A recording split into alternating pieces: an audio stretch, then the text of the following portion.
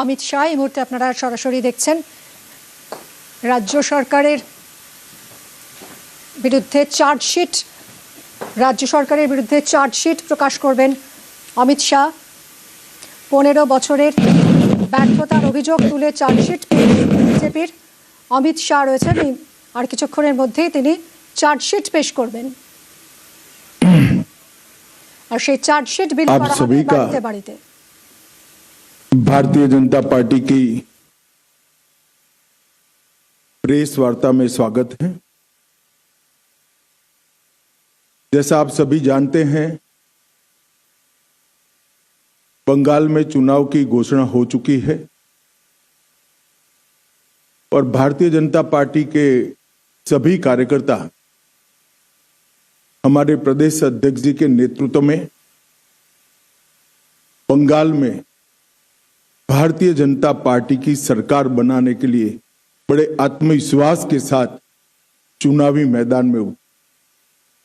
हमारे विपक्ष के नेता श्री शुभेंदु अधिकारी जी ने भी चुनाव के पहले ही पूरे बंगाल का दौरा कर बंगाल में फैली अव्यवस्थाएं, अराजकता और आर्थिक बदहाली और विशेषकर घुसपैठ के मुद्दे को बंगाल के जन जन तक पहुंचाने का काम।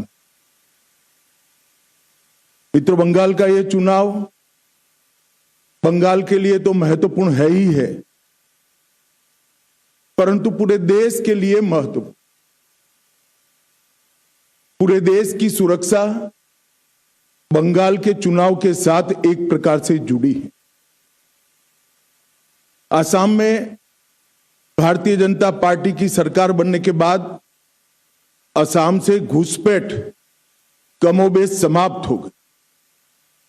अब एक ही रास्ता बचा है जहां से घुसपैठ होकर पूरे देश के अंदर घुसपैठिए फैलते हैं और देश की सुरक्षा के साथ खिलवाड़ करते। इसलिए बंगाल का एक चुनाव बंगाल के लिए महत्वपूर्ण है कई मायनों में, और देश की सुरक्षा की दृष्टि से देश के लिए भी महत्वपूर्ण। भारतीय जनता पार्टी ने तय किया है कि तृणमूल कांग्रेस के शासन के खिलाफ जनता के जो मुद्दे हैं इसको आवाज देना, जनता की आवाज को मुखर कर बंगाल की जनता के सामने और देश की जनता के सामने प्रस्तुत करना, और बंगाल के आने वाले चुनाव में ये पूरी जो अराजकता तृणमूल के शासन में फैली है इसका हम क्या हल लेकर आएंगे, इसका हम जवाब भी लेकर आएंगे। परंतु आज की प्रेस वार्ता तृणमूल कांग्रेस की इस सरकार के 15 साल के शासन के खिलाफ हमारा चार्जशीट, ये आज की प्रेस वार्ता का मुद्दा है। ये चार्जशीट जो है वो तृणमूल कांग्रेस भले कहे भारतीय जनता पार्टी का चार्जशीट है, परंतु मैं मानता हूं ये बंगाल की जनता ने ममता बनर्जी की सरकार के खिलाफ लगाया हुआ चार्जशीट है, जिसको भारतीय जनता पार्टी एक आवाज दे रही। एक प्रकार से आने वाला चुनाव बंगाल की जनता को तय करना है कि भय को चुनना है या भरोसे को चुनना। भय के आतंक से मुक्ति पाकर भरोसे के साथ देश जिस तेजी से आगे बढ़ रहा है इसके साथ बंगाल को जुड़ना चाहिए। ये तय करने का चुनाव है। विगत 15 सालों में भय, भ्रष्टाचार और भेदभाव की राजनीति चल रही है। झूठ, डर और हिंसा का सहारा लेकर अपनी राजनीति को आगे बढ़ाने का नया राजनीतिक थ्योरी ममता बनर्जी ने प्रस्तुत किया है। कोई भी सरकार को चुनकर आने का आधार जन कल्याण के काम होते हैं। तृणमूल कांग्रेस का चुनकर आने का आधार झूठ, डर और हिंसा है।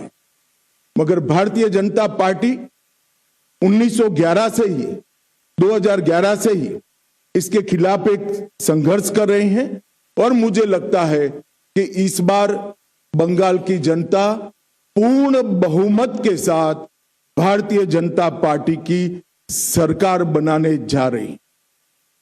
ये जो चार्जशीट है टीएमसी के 15 साल के काले चिट्ठों का संकलन है। सोनार बांग्ला का स्वप्न दिखाकर सिंडिकेट राज स्थापित कर बंगाल की जनता का शोषण करने वाले शासन की कहानी है। तृणमूल कांग्रेस के कुशासन में बंगाल भ्रष्टाचार की प्रयोगशाला बन चुका है। ऊपर से नीचे तक सफेद पोश आपराधिक सिंडिकेट जनता को परेशान कर रहे हैं और विकास के अभाव में बंगाल इंडस्ट्री के लिए एक प्रकार से ग्रेवयार्ड बन चुका है। बंगाल टीएमसी के पोंचो बिपोर जॉय से ग्रसित यहां घुसपैठियों को प्रोटेक्शन दिया जाता है। तुष्टीकरण को अपना मिशन बना चुकी है सरकार।